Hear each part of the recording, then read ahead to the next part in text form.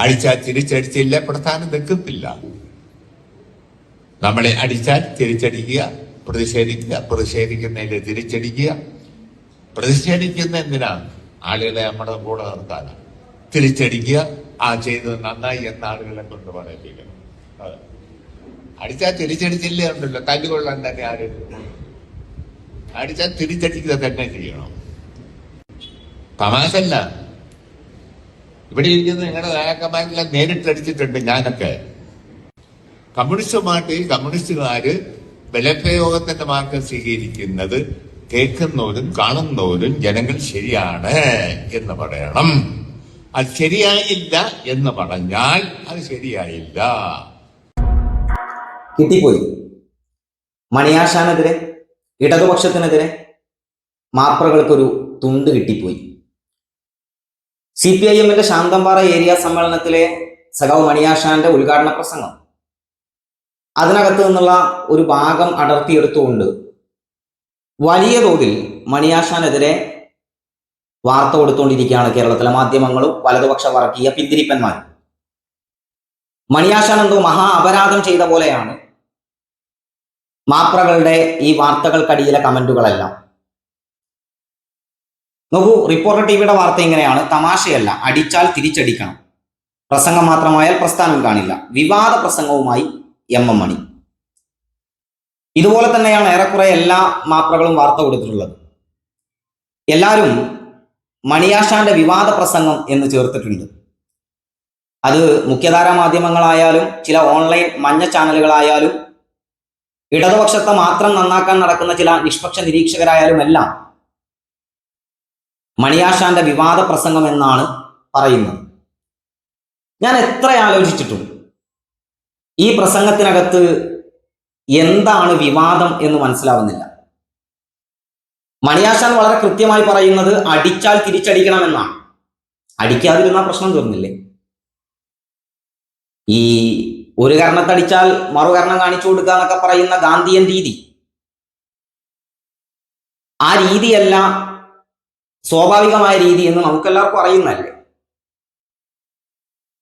ഒരടി കിട്ടിക്കഴിഞ്ഞാൽ മനുഷ്യന്റെ വികാരപരമായ ഇടപെടൽ, അതിനോട് പ്രതിരോധം തീർക്കുക എന്നത് തന്നെയാവും. അതിലെന്താണ് തർക്കം? അത് മാത്രമാണ് സഖാവ് MM മണി ഇവിടെ പറയുന്നത്.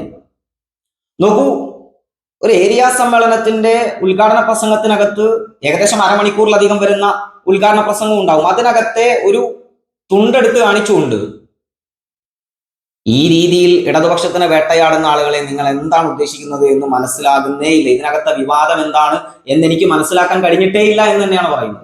എന്തായാലും നിങ്ങൾ ആരൊക്കെ എന്തൊക്കെ പറഞ്ഞാലും ഈ വിഷയത്തിൽ ഞാൻ സഖാവ് മണിയാശാന്റെ കൂടെ തന്നെയാണ്. അദ്ദേഹം പറഞ്ഞതിൽ ഒരു തെറ്റുമില്ല എന്ന് തന്നെയാണ് പറയുന്നത്. അടിക്ക് തിരിച്ചടി തന്നെയാണ് മറുമരുന്ന്. അദ്ദേഹം കാര്യങ്ങൾ വളരെ വിശദമായി തന്നെ ആ സമ്മേളനത്തിനകത്ത് പറയുന്നുണ്ട്. തൻ്റെ കൂടെ പ്രവർത്തിച്ചിരുന്ന നിരവധി സഖാക്കളെ കമ്മ്യൂണിസ്റ്റ് പാർട്ടിയുടെ പ്രവർത്തനത്തിന്റെ ഭാഗമായി ഈ നാടിനകത്തെ വലതുപക്ഷ വർഗീയ പിന്തിരിപ്പന്മാർ കൊന്നുകളഞ്ഞതിനെ കുറിച്ചെല്ലാം വളരെ കൃത്യമായി സഖാവ് മണിയാശാൻ വിശദീകരിക്കുന്നുണ്ട്. എന്തായാലും മണിയാശാന്റെ ഈ പ്രസംഗം അടിച്ചാൽ തിരിച്ചടിക്കണം എന്ന് പറഞ്ഞതിനെ വിവാദ പ്രസംഗമാക്കി അവതരിപ്പിച്ച കേരളത്തിലെ മുഖ്യധാരാ മാപ്രകളോടും വലതുപക്ഷ വർഗീയ പിന്തിരിപ്പന്മാരോടും ചോദിക്കാനുള്ളത്, കഴിഞ്ഞ ആഴ്ച സുധാകരൻ ഒരു സർവീസ് സഹകരണ ബാങ്കിലെ തെരഞ്ഞെടുപ്പുമായി ബന്ധപ്പെട്ടുകൊണ്ട് ചില കോൺഗ്രസ്സുകാർ കോൺഗ്രസിനെതിരായി വിമതരായി മത്സരിക്കുന്ന സ്ഥിതി ഉണ്ടായപ്പോൾ നടത്തിയ പ്രസംഗം നിങ്ങൾ ആരും കേട്ടിട്ടുണ്ടായിരുന്നില്ലേ?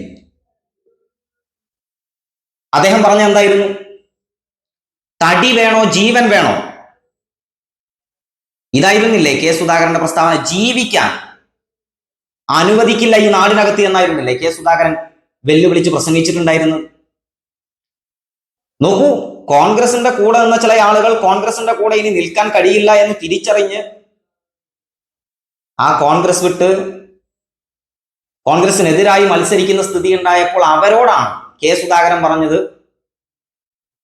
ജീവൻ കാണില്ല. ഈ ബാങ്ക് പതിച്ചു കൊടുക്കാൻ കരാറെടുത്തവരുണ്ടല്ലോ, അവരൊന്നോർത്തോളൂ, എന്തെങ്കിലും സംഭവിച്ചാൽ ഈ പ്രദേശത്ത് തന്നെ ജീവിക്കാൻ അനുവദിക്കില്ല എന്ന കാര്യം ഓർമ്മിപ്പിക്കുകയാണ്. അതിവർക്ക് വിവാദ പ്രസംഗമല്ല. ഈ കെ സുധാകരനെ ധാർമ്മികത പഠിപ്പിക്കേണ്ട ഉത്തരവാദിത്തം ഇവർക്കില്ല. പക്ഷെ മണിയാശൻ അടിച്ചാൽ തിരിച്ചടിക്കണം എന്ന് പറഞ്ഞാൽ അത് വിവാദം. എന്തായാലും ഇതൊക്കെ മനസ്സിലാക്കാനുള്ള ബോധം ഈ നാട്ടിലെ മനുഷ്യർക്കുണ്ട് എന്നുള്ളതാണ്. ഇന്നത്തെ ഏറ്റവും രസകരമായ മറ്റൊരു വാർത്ത, ഇത് ഏഷ്യാനെറ്റ് ന്യൂസിൽ വന്ന ഒരു വാർത്തയാണ്. ബിപിൻ സി ബാബുവും മധു മുല്ലശ്ശേരിയും BJP സംസ്ഥാന സമിതി. കഴിഞ്ഞ ആഴ്ച CPM വിട്ട് BJPയുടെ ഭാഗമായ രണ്ടാളുകളാണ് ഈ ബിപിൻ സി ബാബുവും മധു മുല്ലശ്ശേരിയും. ഒരാൾ ആലപ്പുഴക്കാരൻ. ഒരു കൊല്ലം മുമ്പേ CPIM സസ്പെൻഡ് ചെയ്ത ആളാണ് ഈ ബിപിൻ സി ബാബു എന്ന് പറയുന്നത്. അതിന്റെ കാരണം അവിഹിത ബന്ധം ഭാര്യ പിടിച്ചപ്പോ, അത് ഭാര്യ ചോദ്യം ചെയ്തപ്പോ ഭാര്യയെ തല്ലി എന്നതാണ് ബിപിൻ സി ബാബുവിനെതിരെയുള്ള കേസ്. അതിന്റെ ഭാഗമായിട്ടാണ് ബിപിൻ സി ബാബുവിനെ പാർട്ടി സസ്പെൻഡ് ചെയ്തിട്ടുണ്ടായിരുന്നത്. എന്തായാലും പാർട്ടി പുറത്തു വെച്ച ഒരുത്തനെ BJP എടുത്തുകൊണ്ടുപോയി BJPയുടെ സംസ്ഥാന കമ്മിറ്റിയിൽ കൊണ്ടിട്ടിരിക്കുകയാണ്. മധു മുല്ലശ്ശേരിയുടെ പ്രശ്നം എന്തായിരുന്നു?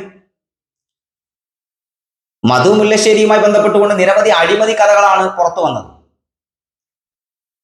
അദ്ദേഹം തന്നെ പാർട്ടി വിട്ട് പുറത്തു പോയപ്പോൾ പറഞ്ഞൊരു പ്രസ്താവന നമുക്ക് എല്ലാവർക്കും ഓർമ്മയുണ്ട്. ഞാൻ ഇവിടുത്തെ വലിയ നായർ കുടുംബമാണ്, ഈ ജാതിബോധം പേറുന്ന ഒരുത്തനാണ്. നിരവധി അഴിമതികൾ പാർട്ടിയുടെ അന്വേഷണത്തിന്റെ ഭാഗമായി തെളിയിക്കപ്പെട്ടിട്ടുണ്ട്. സ്വാഭാവികമായിട്ടും ഒരു സമ്മേളന കാലം എന്ന് പറയുമ്പോൾ ശുദ്ധി കലശത്തിന്റെ കാലം കൂടിയാണ്. മധു മുല്ലശ്ശേരി ഏരിയ സെക്രട്ടറി ആക്കാൻ പറ്റില്ല എന്ന് പാർട്ടി പറഞ്ഞു. അങ്ങനെ ഏരിയ സെക്രട്ടറി ആവാൻ കഴിയാത്തത് കൊണ്ട് പാർട്ടി വിട്ട ആളാണ് മധു മുല്ലശ്ശേരി. ആ മധു മുല്ലശ്ശേരിയെയും BJP സംസ്ഥാന സമിതിയിൽ എടുത്തിരിക്കുകയാണ്. എന്തായാലും കള്ളന്മാർക്കും പെണ്ണുപിടിയന്മാർക്കും ഒക്കെ ഏത് സമയം ചെന്നാലും BJP സംസ്ഥാന കമ്മിറ്റിയിൽ ഒരു സീറ്റ് ഉണ്ടാകും എന്ന് തന്നെയാണ് ഇതിലൂടെ വ്യക്തമാകുന്നത്. അല്ലാണ്ട് ഇപ്പൊ എന്താ ഇതിനെക്കുറിച്ച് പറയാം? മറ്റൊരു വീഡിയോയിൽ നമുക്ക് വീണ്ടും കാണാം. അബു അരീക്കോട്.